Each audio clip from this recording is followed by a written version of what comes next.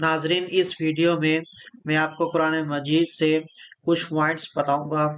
سب سے پہلا پوائنٹ یہ ہے کہ 2 یتیم بھائیوں کی دیوار کو درست کیا تھا حضرت خضر علیہ السلام نے، یعنی یہ حضرت خضر کا واقعہ بیان ہوا ہے قرآن مجید میں، جس میں حضرت خضر نے 2 یتیم بھائیوں کی جو دیوار تھی اس کو درست کیا تھا، کیونکہ اس کے نیچے سونا رکھا ہوا تھا۔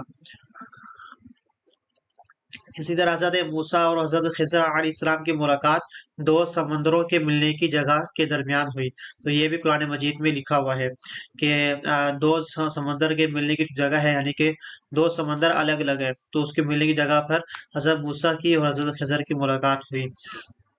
اسی طرح جہاں حضرت موسیٰ اور حضرت خضر کی ملاقات ہوئی، ان 2 سمندروں کو مجمع البحرین کہا جاتا ہے۔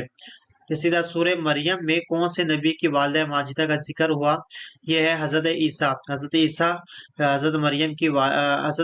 کی والدہ حضرت مریم ہیں۔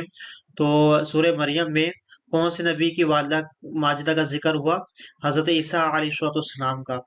اسی طرح سورہ مریم میں انبیاء کرام کے واقعات بھی بیان ہوئے، اور سورہ مریم میں حضرت زکریا کے بیٹے حضرت یحییٰ کا ذکر ہوا۔ آپ کو بتاتا چلوں، حضرت زکریا اور ان کی جو وائف تھی، ان کی عمر بہت زیادہ ہو چکی تھی، جس کی وجہ سے ان کو ایسا لگتا تھا کہ ان کا بیٹا نہیں ہوگا، لیکن اللہ تعالیٰ نے ان کو خوشخبری سنائی اور ان کا پھر بیٹا ہوا، جو کہ حضرت یحییٰ ہے۔ حضرت یحییٰ کی ولادت، حضرت زکریا کی عمر بہت بڑی اور ان کی والدہ بانجھ تھی، تو اس وقت حضرت یحییٰ کی ولادت ہوئی۔ تو یہ اللہ تعالیٰ نے یہ کر کے دکھایا اور لوگوں کو بتایا کہ اللہ تعالیٰ قدرت رکھتا ہے ہر چیز پر۔ اسی طرح حضرت عیسیٰ علیہ السلام کو اللہ تعالیٰ نے والد کے بغیر پیدا فرمایا۔ جی ہاں، حضرت عیسیٰ علیہ السلام یہ وہ واحد ہیں جن کو اللہ تعالیٰ نے والد کے بغیر پیدا فرمایا، یعنی کہ ان کے صرف والدہ ہیں، والد نہیں ہیں۔